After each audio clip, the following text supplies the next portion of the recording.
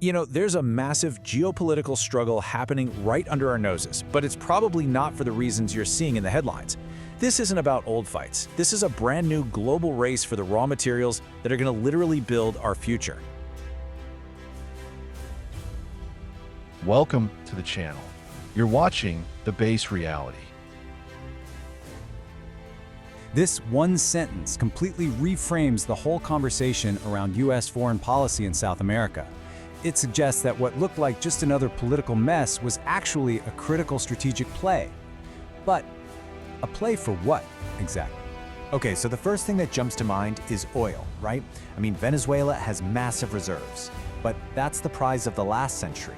According to this analysis, focusing on oil is like looking in the rearview mirror while the future is flying past you in the fast lane. The game has totally changed. All right, let's just put this out there, plain and simple. The central argument here is that the old prize, the thing everyone used to fight over, was oil. But the fuel that powered the 20th century just isn't what the world's great powers are fighting for today. See, the thing is, oil's strategic value is kind of fading as the world pivots to all this new tech. Making a huge geopolitical move just to secure oil, well, it doesn't really add up anymore. So if oil is yesterday's news, what's the big prize today? And this, my friends, is where the story gets really, really interesting.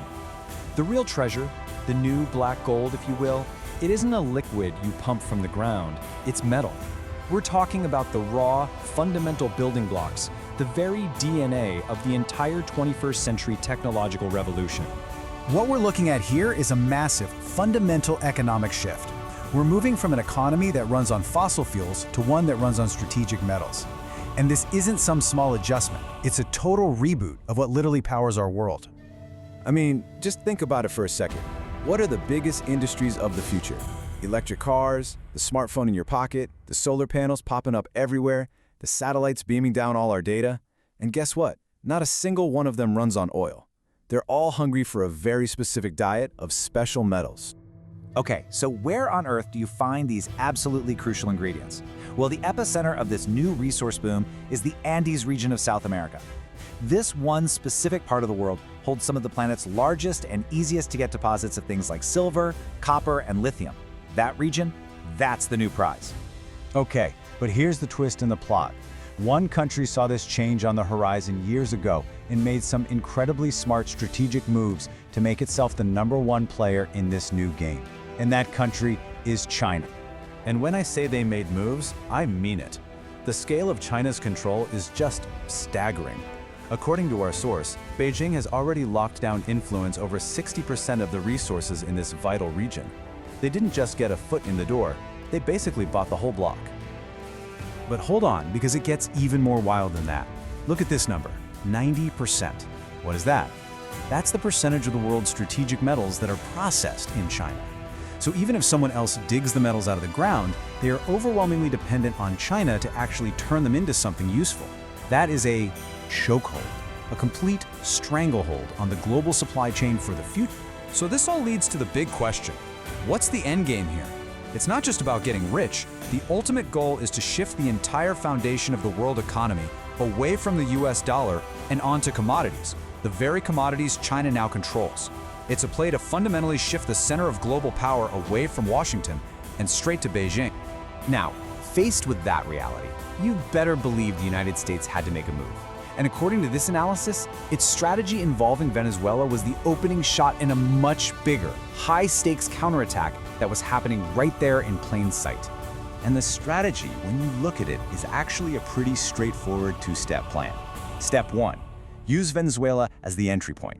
It's the foothold, the way in. Step 2, from that foothold, push out across the Andes to challenge China's control over the real prize, all those metals.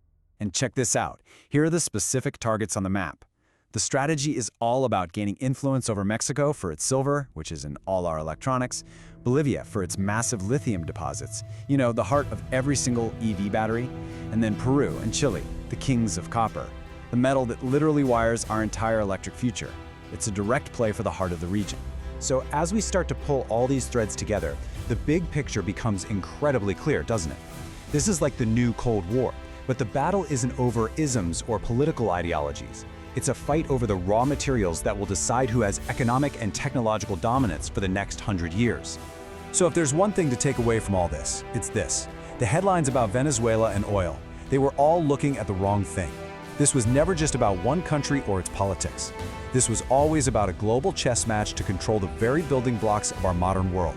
And all of this leads us to one final huge question.